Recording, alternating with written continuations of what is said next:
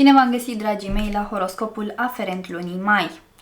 Dragilor, vă invit să-mi rămâneți aproape în cele ce urmează pentru a afla cum va fi influențat semnul vostru zodiacal pe parcursul acestei luni, mai ales că vom avea niște evenimente astrale importante.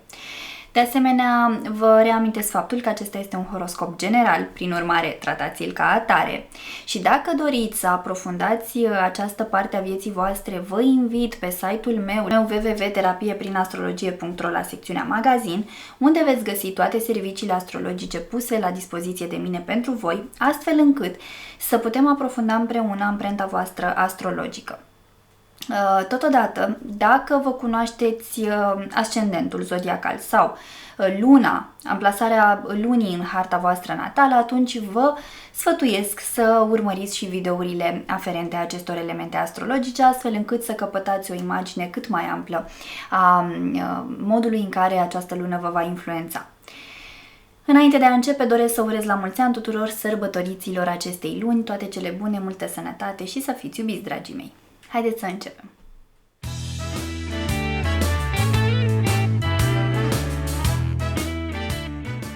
Bun găsit, dragi nativi ai zodiei Vărsători, și bine ați revenit la horoscopul aferent lunii mai.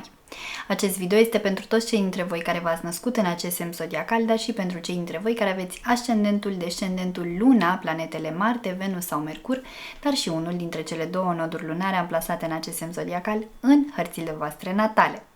Așa cum v-am obișnuit, vom discuta despre începutul, mijlocul și finalul de lună. Dragilor, pentru voi luna mai vorbește despre redefinirea identității, despre maturizare emoțională și despre clarificări în cadrul relațiilor din care faceți parte. Așadar, o perioadă de reconectare profundă cu propria voastră persoană, mai ales cu Pluto care vă tranzitează semnul zodiacal și care își va începe mersul aparent retrograd cu 4 mai, ceea ce înseamnă că ești invitat la o transformare interioară semnificativă. Ei bine, este o lună care cere curaj și exprimare autentică, dar și disciplină în modul în care sunt folosite cuvintele. Așadar, începutul lunii mai exact intervalul cuprins între 1 și 10, vă invită la introspecție și asumare din punct de vedere personal. Pentru că soarele în Taur va activa sfera aceasta a familiei de proveniență, a ideii de acasă, a căminului, a legăturii cu copilul interior, cu amintiri din copilărie, cu anumite răni, cu anumite traume. Ei bine, este posibil să simțiți o nevoie mai mare de stabilitate și de retragere la origini. Este posibil ca mulți dintre voi să doriți să vă întemeiați propria voastră familie sau să vă conectați mai mult la familia pe care deja o aveți. Deci este o perioadă foarte bună în care să vă așezați.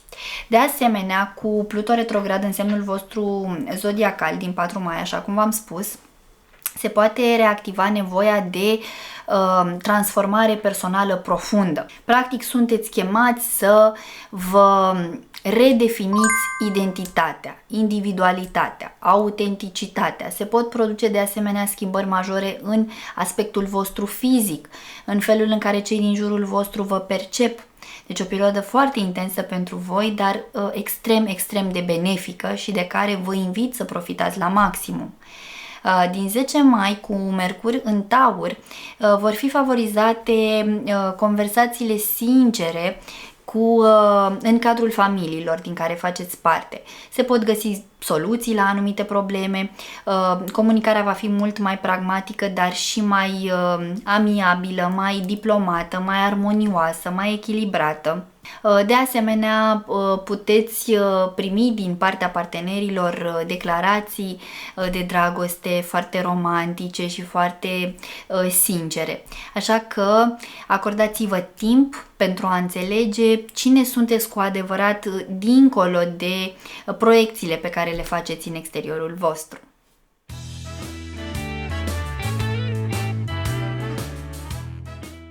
Mijlocul lunii, mai exact intervalul cuprins între 11 și 20 mai, poate aduce presiuni în cadrul carierei și nevoia de echilibru personal. Pe data de 12 mai va avea loc faza de lună plină din zodia Scorpion, ceea ce pentru voi va aduce un imbold extraordinar de puternic în zona carierei, a ascensiunii socioprofesionale, a reputației voastre, a imaginii voastre publice, a profesiei voastre.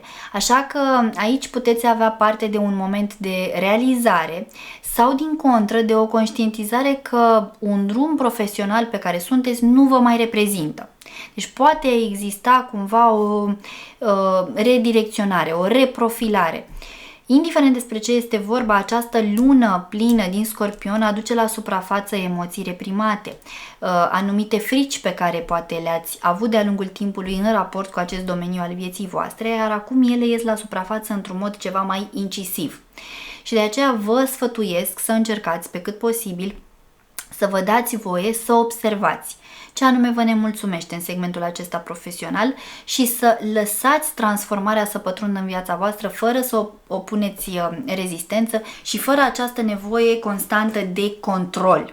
Da? Pentru că în felul acesta puteți bloca oportunități care pot veni în viața voastră.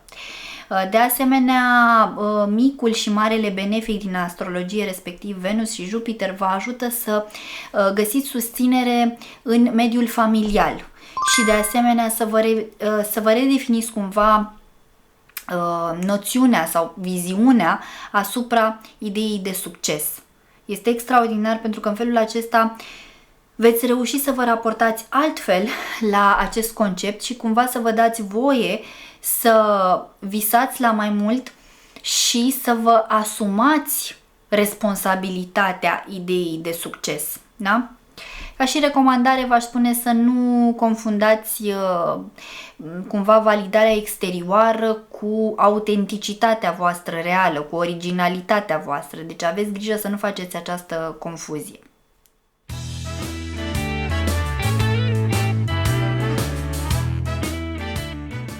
Finalul lunii, mai exact intervalul cuprins între 21 și 31 mai, aduce așa o energie nouă în viața voastră, dorința de exprimare și de maturizare din punct de vedere relațional.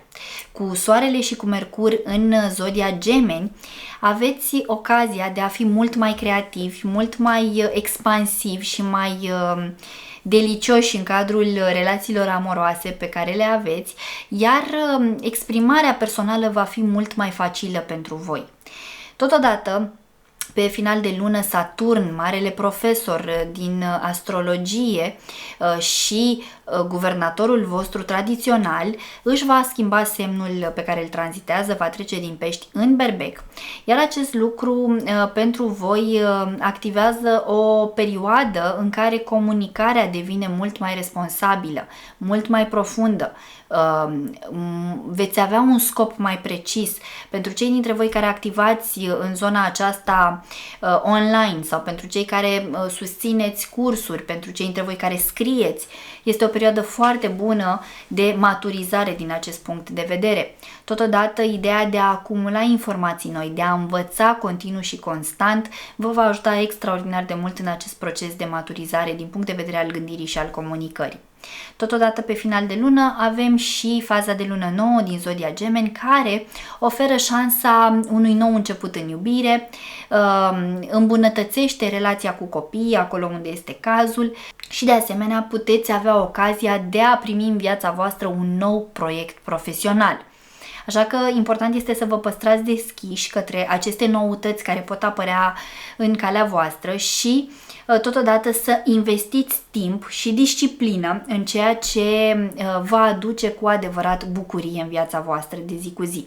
Și de asemenea învățați să exprimați ceea ce simțiți fără a mai simți frică. Frică de judecată, frică că îi deranjați pe ceilalți și tot așa. Fiți liberi, simțiți-vă mai liberi în sfera aceasta. Ia uitați-vă, vorbeam de a fi mai liberi în zona de comunicare și eu deja am răgușit, dragilor. Deci se pare că aveți ceva blocaje în sfera aceasta a comunicării, chakra gâtului, vedeți ce se întâmplă cu voi, dar comunicați deschis și sincer, dragii mei. Acestea sunt informațiile din punct de vedere astrologic pentru toți cei dintre voi care aveți legătură directă cu energia zodiei Vărsător în luna mai. Și așa cum am obișnuit, am să extrag și un mesaj sau mai multe de la cărțile Oracol. Și la voi răspunsul este da. Pur și simplu spune da. Acesta e răspunsul pentru voi de la cărțile Oracol în cazul în care aveți o anumită întrebare care vă tot bântuie sau aveți o anumită dilemă, aveți o decizie de luat. Indiferent despre ce este vorba, se pare că sunteți susținuți din punct de vedere spiritual și răspunsul este favorabil. Dragilor, în speranța că mi-ați rămas aproape până la finalul acestui video, vă mulțumesc și vă invit să apreciați și să distribuiți acest video tuturor celor cărora credeți că le va fi de folos. Vă doresc ca luna mai să aducă în viețile voastre toate binecuvântările de care aveți nevoie. Vă pup, vă îmbrățișez și pe data viitoare. Pa, pa!